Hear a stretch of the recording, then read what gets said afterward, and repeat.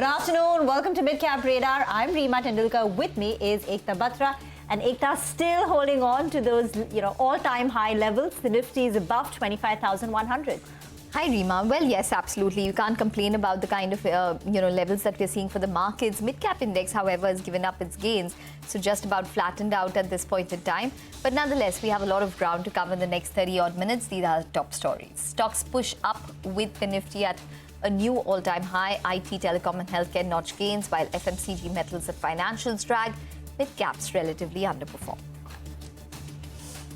L&T Tech Services gains on the back of positive management commentary at the analyst meet. They say they aspire to achieve a revenue run rate of $2 billion and EBIT margins of 17-18% over the medium term.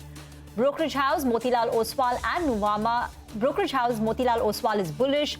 Nuvama has a hold rating. Meanwhile, Tata Elxsi slips after the massive rally yesterday as Kotak Institutional Equities issues a sell call on the stock with a target price of 5,500.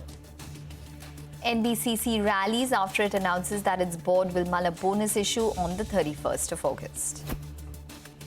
GMM Pfaudler also gains after a 9.2% equity of 41 lakh shares worth 557 crore changes hands at a price of 1,352 rupees per share. And Orient Technology sees a strong debut on the street. The stock lists at a 39% premium to its issue price of 206 rupees per share. And now it's over to Hormus for the mid-cap movers of the day. Hormus. You know, the broader markets may have given up their gains, but it's a day where it's all about the benchmark index, where you talk about the stock-specific activity that is happening in the broader markets. We'll start off with the gainers in today's session. NBCC, as you just mentioned, continuing to build on those gains, now 16% higher.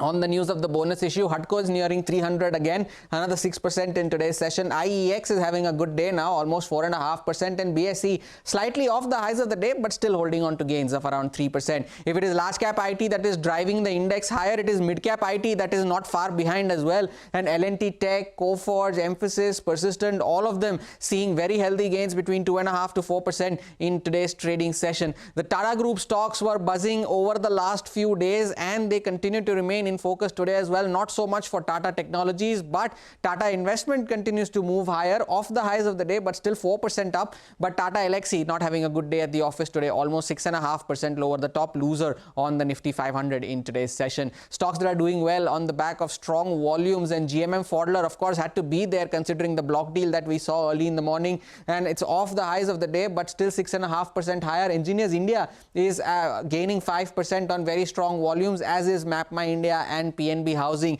And barring Tata Elxsi, some other stocks that are not doing so well in today's trading session include KFin Tech. This stock has seen a bit of a sell-off in the last few trading sessions after the moves that it saw at the start of the month. Now 5.5% down today as well. And Nuvama Wealth and Nykaa also down to the day's low, trading with losses of 3 to 3.5%. Back to you.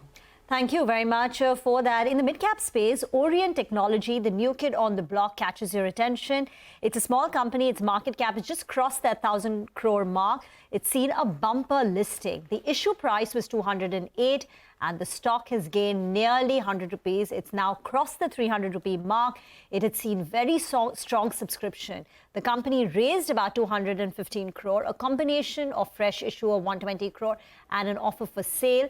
And for this 215 crore of what was on offer, the company saw a demand of more than 150 times. This is a company which provides IT infrastructure. So basically, they will help you with your switches, router, any data center solutions that you need, security solutions for CCTV. They also provide IT facility management services, managed services, your typically IT services, and they also provide some sort of cloud services. So if you want to migrate to cloud, the company provides that. But it's a smaller company compared to the rest of the IT services companies.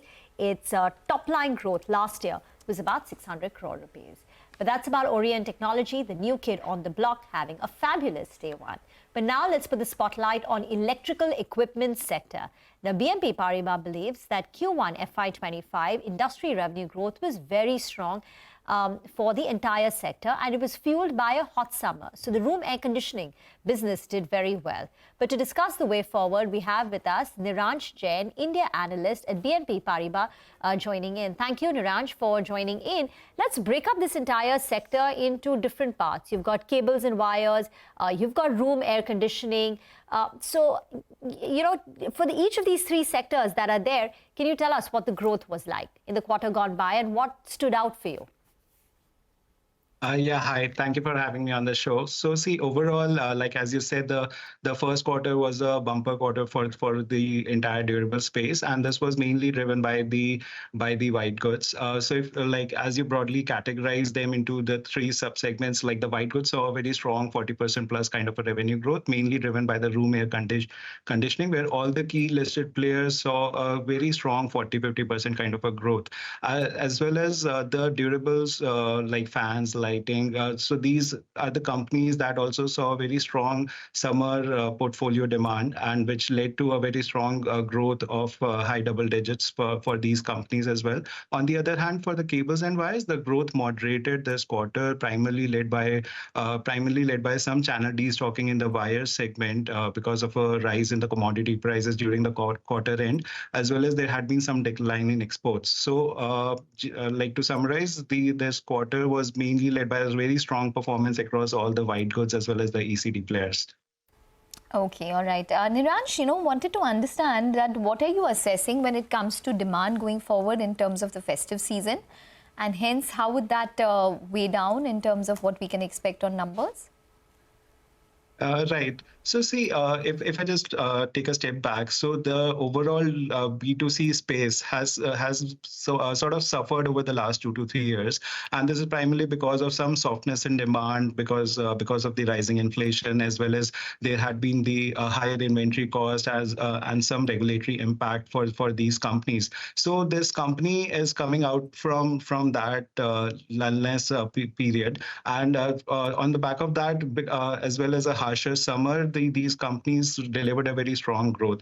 Now, going ahead, we have to watch out whether the revival in the B2C demand sustains. And for that, the key trigger would be how the festive season pans out. So as of now, the stocks has seen a very sharp run up in the last 5 to 6 months, primarily on the back of a very strong performance this summer season. But we would have to watch out how the festive demand turns out to be to get more confidence and on the growth visibility for these companies beyond the harsh summer. How are the valuations of the three categories, white goods, the electrical space, the fans, etc., and the cables and wires, and how would it compare with what it was, say, a year or 18 months ago? Right. So see, valuations, like as I said, has seen a very sharp re-rating over the last 5 to 6 months. This is primarily because on the back of a very strong performance, and now most of the stocks within these space are trading close to one standard deviation above their long-term average. So the valuations are clearly on a higher side, and that's why we have to watch out for the further catalysts that might come up from a sustainability of these consumer demand.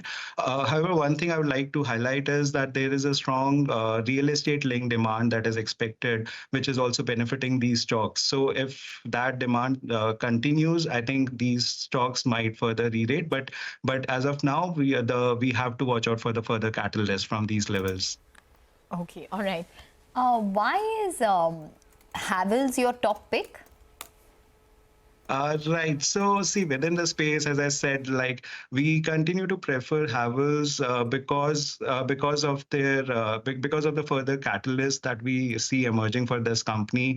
Firstly, as I said, the real estate linked demand, so that clearly benefited the company in terms of their wires portfolio and switchgears, as well as the company has announced capacity expansion in their cables and wires. So the company had seen some capacity constraints over the last 1 to 2 years that has impacted their cables portfolio. Going ahead, we expect that as these capacities ramped up and the production starts, this should benefit the portfolios for Havells.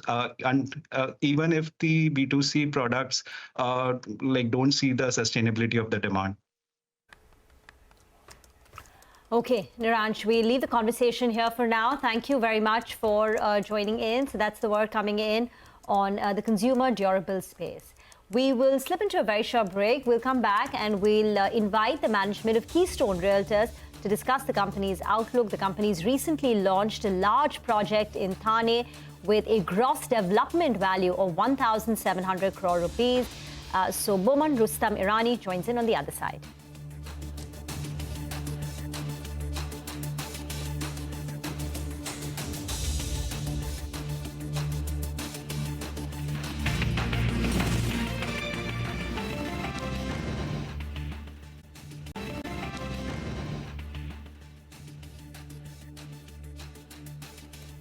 Welcome back. Well, the advanced decline ratio has evened out, and that's a bit of a negative or a little bit of a dampener because it was on the advances side the entire session. So now there's a crisscross which has taken place, and as you can see, the red has crossed over the green line, indicating that there are more declining stocks over advancing stocks at this point in time, or just about even keel at this point.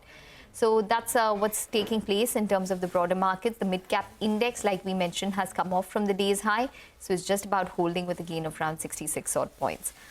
But now let's focus on Keystone Realtors. The company recently launched a luxury residential project in Thane near Mumbai. It anticipates generating gross development value of around 1,750 crores.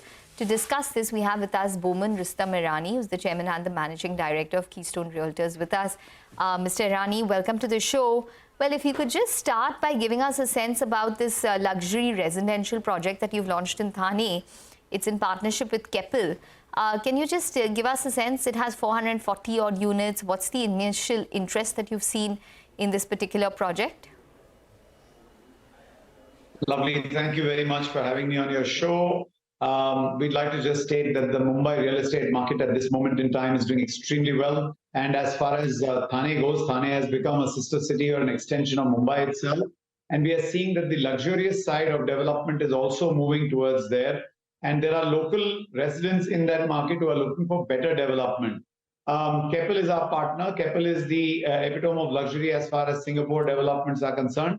And we tied up with them for our residential development in Thane, for which we have launched Verdant Vistas as of right now. Not only are we doing larger apartments, but we are also changing the paradigm of luxurious developments in Thane. We have gone to the source for every material, whether it is the marble that will get used out there or the kind of fittings that will come in. Everything has been kind of curated for the development. There are a whole host of amenities that we've been creating for a community, high-end community life. Verdant Vistas, as the name itself speaks, has got some glorious views of Thane Creek and absolute abundant greenery thereof. So overall, this development will be, let's say, one of the most luxurious developments that Thane will see in quite some time now. Boman, hi, afternoon. You've said the gross development value of this project will be about 1,750 crore. How have you arrived at that, and what is the anticipated pricing per square feet? So the pricing overall in Thane itself is about 18 to 20,000 rupees a square foot. This being a super luxury project, it is priced at about 10% to 15% higher than that. And of course, as you do understand, the luxury comes out of not only the space, but it also comes out of the amenities provided therein. So that is why the cost is also higher, and people are willing to move up in life or are looking to move up in life, which is exactly why we planned this project with the kind of exclusive amenities that we have. I can just tell you a few, there are four towers only in about 4.5 acres of land. The entire landscaping is done by Cohen. We've not only taken landscaping on the ground floor, but also across various levels out there. There's a clubhouse in the sky. We have great unobstructed views, which will be perpetual views, given that it's the Thane Creek that we are facing. Basically, everything is going to be high-end, including the density of the development is going to be extremely low. And 1,750 as the GDV has been taken on the basis of the sale price and the number of units that are there in that development. Okay, well, it definitely sounds very tempting, I must say. But for your upcoming projects, while you have the Thane project, any other micro markets that you might be looking at to probably start building in, say, for example, like Thane and other places? So we at Rustomjee have launched a development which is an extremely large development in Kasara. We are doing 470 odd plots out there, and the sales out there have been extremely good. We've maintained that land is something that people love, and land is the best investment always, but land also makes it extremely difficult for people to maintain. So when you have a good development with some good security and great amenities in there, people are very, very excited to make an investment out there, and we call it that it's today's second home but tomorrow's first home. Other than that, in Mumbai itself, we are very bullish on our development in Matunga Mahim area, and we are looking at other developments in the same location. At the same point of time, Bandra continues to rule the roost, whether it's East or Bandra West. East being the mid-mass kind of housing, 3 crores to, the aspiration housing, the 3 to 7 crore price range, and the luxury or the premium housing, which is going to be in Bandra West, where we've got 4 developments in various stages or 4 projects in various stages of development ongoing. Just getting back to this Thane project, when will sales commence? We've already begun sales, thank you very much, and we've seen a very strong demand. 15% of the stock has gotten lapped up in just the launch week itself. And as per our strategy, we will sell about 40% of the stock on or before we reach the plinth. Thereafter, we'll keep a sustained development going on. This is also a group strategy to always have the development in terms of the basket of developments available for customers to be able to make a choice. Okay. You also raised money via QIP recently. What's been the utilization till now? Again, that was a strategy we have. It's always good to be well capitalized in a market that is burgeoning or growing at this pace.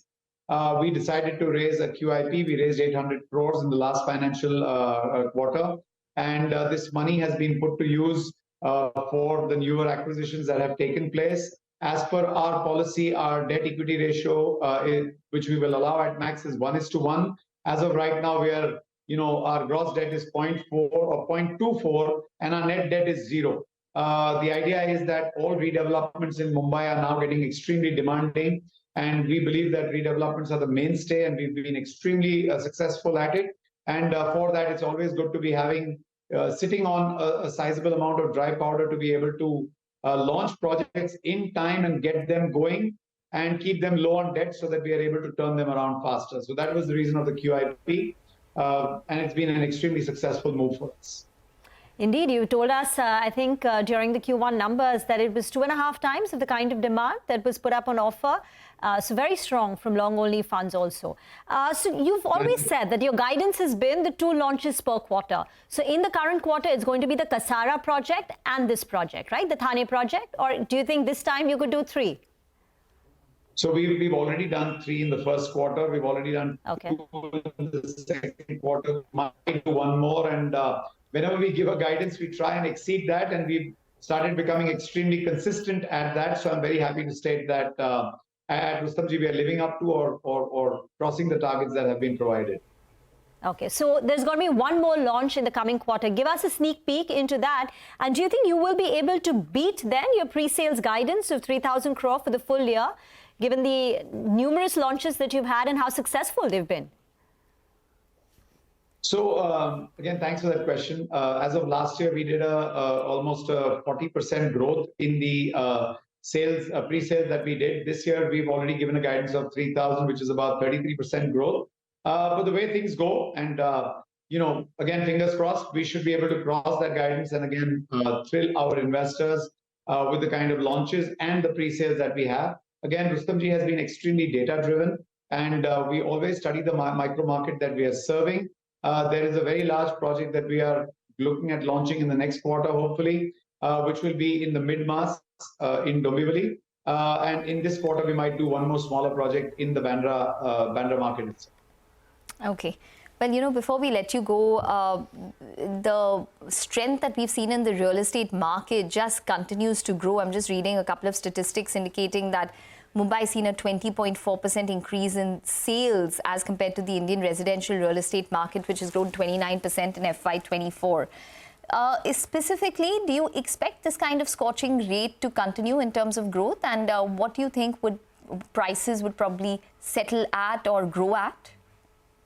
So, that's a very interesting question. If you read all the data, there's a lot of wealth being generated or created in the Indian market. I've said this plenty of times. We are probably in the best place at the best time. And real estate has been something that our individuals or the Indian diaspora always looks at investing in. 60% of the wealth of the Indian families has been created through real estate.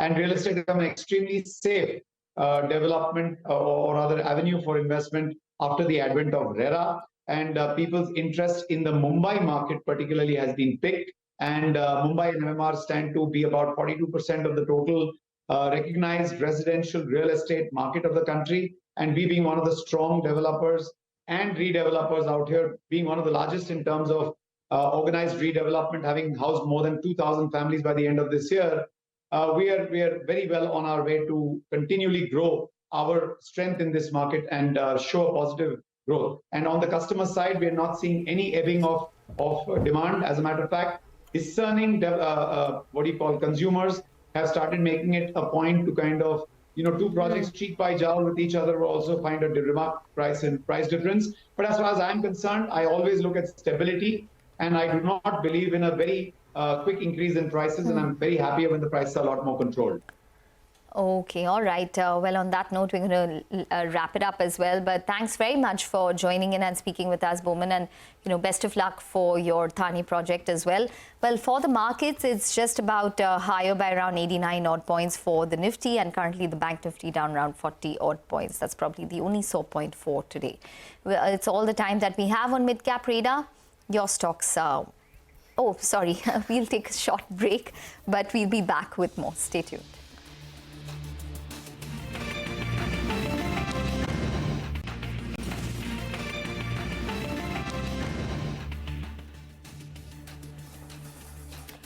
Welcome back. Trend continues to climb higher and higher. This is a stock which is up 130% this year, and Bernstein sees a target price of 8,100. And Trend continues to climb 5.5% up. Outside of that, sugar names, so Shri Renuka, Bajaj Hindustan, Balrampur Chini are up. Remember, global sugar prices are at a 6-week high. They've climbed 11.5% in the last 1 week, and most of these stocks are now are at the day's high and pushing up. By the way, some news coming through on Zomato, which is a platform, an enterprise platform, basically for large companies to solve their food expense management. Interesting developments, lots of innovation taking place over there. Well, with that, it's curtains down from the entire team that put together Midcap Radar. Thank you for watching. Your stocks when we return.